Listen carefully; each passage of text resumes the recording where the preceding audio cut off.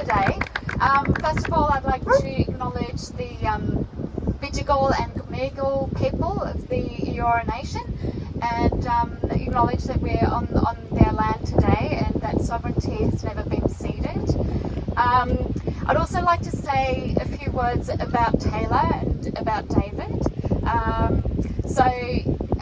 Obviously this election is incredibly important because we need to speed up action on climate change, and we're just really excited to have such excellent candidates. Taylor is really got a lot of is really passionate about the environment and passionate about people. She's been working in disability and aged care sector for a number of years, and she really cares about people and about social justice. And she's been amazing in our local community, building strong networks and changing the way that we talk about the things that matter. Having those difficult discussions and making those connections, and so it's just amazing to have her on board. So thank you very much, Taylor. And obviously David has just been involved in so many issues. It just seems to know everything about everything, and as locals would know, David's been incredible helping us with the anti-synthetic campaign.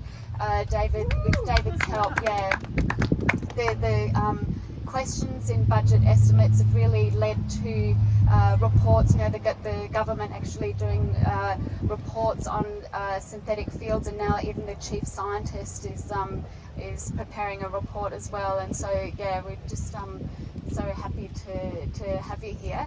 And David's also done such amazing work in the New South Wales Parliament, working with others to force documents to be released and really increasing the oversight over Parliament, and also increasing transparency. And I really can't wait to see what David's going to do in the federal Senate. So thank you so much, David. And I guess I'll hand over to Taylor. Awesome. Well, hi again. So, thank you. And I also would like to acknowledge the traditional owners of the land, the Bidjigal people, and I also want to acknowledge the traditional owners of the land on which I was born. Up in Thursday Island in the Torres Straits. I lived on Thursday Island, was born there, born and bred, and the Correg people there are going to be the first climate refugees that we will have in Australia and in the world. Their sea levels are rising and the government's not doing anything about it. And they will eventually have to travel south off their ancestral lands that they've lived on for thousands upon thousands of years, and they're definitely not coming down here to pick our fruit. And we need to do better. We need to do better for them, and we need to do better for all First Nations people. This always was and always will be Aboriginal land, and I believe that within my heart and soul, and I know everyone else here does too, and it's so great.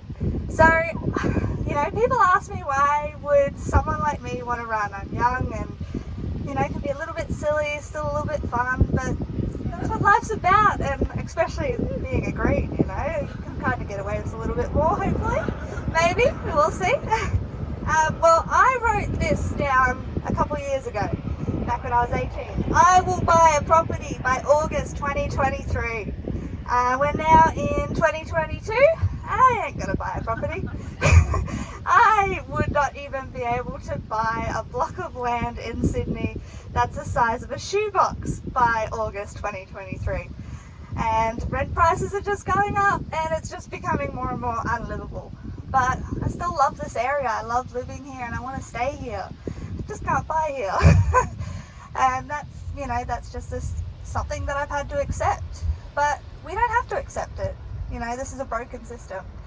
In the last 10 years, the Liberal government has made it so, we're able to get so many tax cuts off these investment properties so that we can't afford. Us first home buyers can't afford a home. And that sucks. It does. And also climate action. why can't we have some climate action? They just keep looking down at us, especially us young people, and going, calm down, kids. We've got this. I can't hold a hose, but I damn well got this. And I think we know they don't got this. So we need more powerful voices in the Senate, like David, and some amazing voices in council like Greta. And I'm so proud to have been here and been with you. And you've been such a mentor to me. It's been really great. And I just want to thank everyone here again for coming, and I really appreciate you guys taking the time and also donating and getting a plant. They're really cool plants. I made them myself, so I grew most of them. That's also something I'm very passionate about. And yeah, so we've got Matriarch Monday on the 2nd of May at 7 p.m. at the Grainler campaign office. We've got flyers for that, and I'd love to see you all there.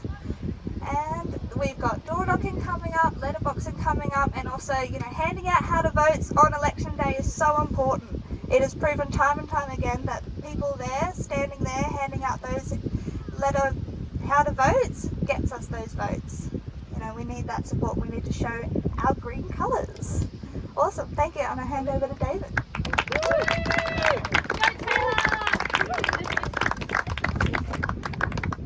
Oh, thanks everyone for coming, and including those who got brought here. I too want to acknowledge this is Bidjigal land and pay our collective respects to First Nations and those elders past, present and emerging. And I live over there on Gadigal land, but we all live on First Nations land in this country. And when we come together as Greens, we often talk about social and environmental justice. And I think we have this increasing awareness on this continent that if you're talking social and environmental justice, it starts with First Nations justice. Because First Nations peoples have lived on this continent with balance and care and understanding for 60 to 70,000 years. And I find it astounding that after the violence and the dispossession and the theft that we have collectively visited upon First Nations peoples, they continue to welcome us to their land. And they continue to be willing to share with us their wisdom and their strength from that culture of 60 to 70,000 years. It's time we did more than just listen. It's time we worked together to deliver truth, treaty and justice for First Nations peoples. Yeah. But look, we're also here to launch Taylor's campaign. And I was saying earlier in a chat with a couple of people here, there's something about the Greens that keeps producing these extraordinary candidates. People of passion, people of utter empathy, but also with the smarts and the ability to communicate really complex ideas. And we are so lucky that Taylor's put a hand up to run for us here in this part. And I just want us to all pause for a moment and be super grateful for the work that Taylor's been doing. When we get the right person and we back them in, you can see, for example, with our council candidates, and I know we have Greta here. Where's Greta gone? I don't know about you, but I don't regret a single minute that I spent trying to get Greta elected onto council, and that's been bloody good. I'm just going to commit to spending an extra day door knocking so we get Pete there as well next time, because it's only a couple hundred votes, Pete. Yeah, I'll be there, I promise. Because what I find with our candidates in the Greens is they're not put there by a special lobby group. Taylor wasn't chosen by Big Pharma or the construction industry to run and represent the people of Barton. Taylor stepped up because she cares about the planet, she cares about a local area, and she knows that things can be different. And that, for me, is how we select our candidates, and they're the messages that we're bringing to this election. So while I was here watching Taylor and listening to Taylor and Greta, I was watching a couple of planes take off. And, we're here on the edge of an absolutely beautiful part of Sydney, this bit of Bidjigal land, and just so much disrespect has been shown to it. But let's actually use that facility for something amazing, that airport. Let's use it so that in 28 days, some bloke who's currently the Prime Minister packs his bag full of Hawaiian shirts and jumps on it and goes on a bloody long post-PM holiday. Let's see him fly out. That'd be bloody nice, wouldn't it? One-way ticket. And I think that's also worth working for. And we have only 4 short weeks in order to make this happen. And in those 4 short weeks, we need to do everything we can to support Taylor's campaign.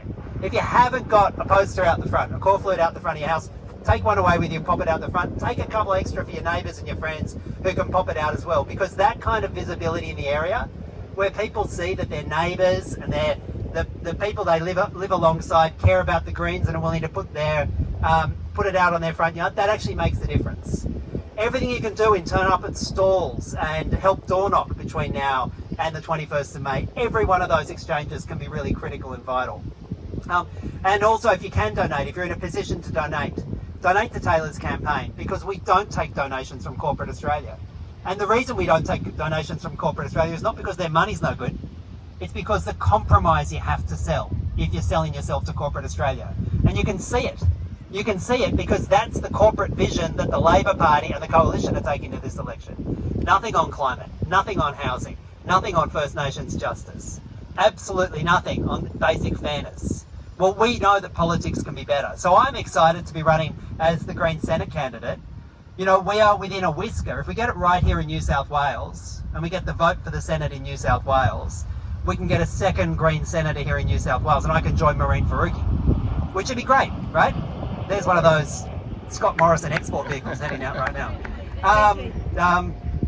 We can get that second Green Senator here in New South Wales and we can be out there working with you for the next 6 years with the resources and building on your passion locally. I'm super excited about that project. But I'm also super excited because we have the same chance to double our Green Senator numbers in South Australia and also in Queensland, where we only have one Green Senator. And if we get this right, and we get those senators elected, and we hold on to all of our other senators around the country, we can have a record 12 Green senators in the federal Senate and hold the balance of power in our own right and turn that place from a place where Pauline Hanson gets to say yes or no to where 12 Green senators get to say yes or no about legislation, and think about what a difference we can make. And I don't know about you, but I'm kind of passionate in that first week to legislate for a national ICAC with Royal Commission powers to look at the crimes of this mob for the last decade. That would be kind of fun. And also to force the hand of Labor on coal, oil and gas. We want a minority Labor government where they don't have a veto on stuff.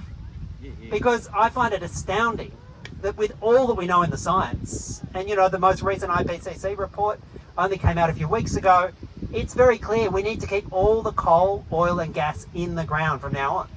But Labor and the Coalition are both committed to at least another 114 coal, oil and gas projects around the country, either extended or brand new ones.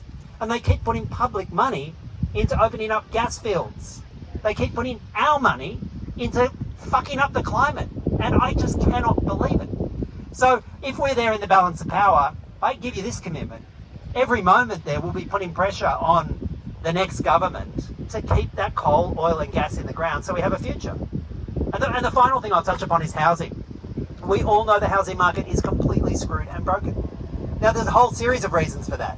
One is that both Labor and the Coalition seem to be fine with the concessional arrangements for capital gains tax and for negative gearing that keep seeing more and more private money invested into housing as an investment vehicle rather than for homes. Well, we want to tear down those tax concessions from day one. End them. And that'll put downward pressure on private housing. But we also want to go well beyond that. And I don't know if any of you read the Guardian article today, which spoke about how after World War II, the federal and state governments came together and built thousands and thousands of public homes. Thousands of public homes, and not just for people who have no money and no capacity at all, but for ordinary working people so that they had a home. We have exactly the same housing crisis now.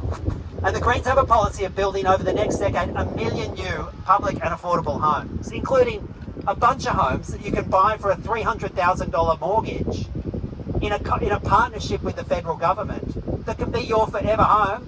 You can change the colour of the walls, you can put up the paintings you like, have as many dogs as you like. It's your home, and you get it for a $300,000 mortgage.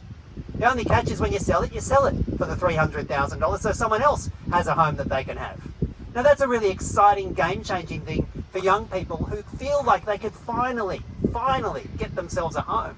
And that's what's different between what the Greens are bringing to this election to what Labor and the Coalition. Because Labor and the Coalition seem to think that the current housing market that has turned Taylor's 18-year-old Taylor's plans into like an impossible dream. Well, we want to turn 18-year-old Taylor's plans into the reality for young people over the next decade, and we can, and we know we will, because the cost of that housing package can be entirely met with a whole bunch of spare change if we just put a 6% tax on billionaires. And Australia's billionaires have grown richer faster than billionaires anywhere else on the planet over the last 2 years. More than doubled their wealth. I don't know about you, but I think they can afford a 6% haircut in order for every Australian to have a home. So, if this is the kind of future you want, there's only one way we do it. We work for it, we fight for it, and we do it every day. Not just between now and 21 May, when we throw this rotten government out, but we do it over the next 6 years with a solid Greens vote, solid Greens bloc in the Parliament, to have a hand on the shoulder of the next incoming government, so that we force them down a direction of fairness and decency and sustainability for the planet. We do that here, though, by supporting Taylor. And I'll finish with this. I know that Taylor has this amazing backstory too, and you only got a little bit of it today. But she's got a backstory, she's got to live life, really packed 25 years, packed a whole lot into that life, which brings a whole lot of lessons to this election campaign. And I know her mum's here. And when Taylor talks about her first few years living on a boat and living with mum and then losing the boat and then going through periods of housing insecurity and then finally seeing her mum get a house and how much that changed her life. I not only realise that Taylor's really proud of her mum, all the amazing work her mum's done, but Taylor knows the work we need to do and why we need to do it and why housing matters and why this election matters. Taylor's campaign matters. Do everything you can to support it. Thanks very much. Authorised by D. Hayden for the Greens New South Wales, Sydney.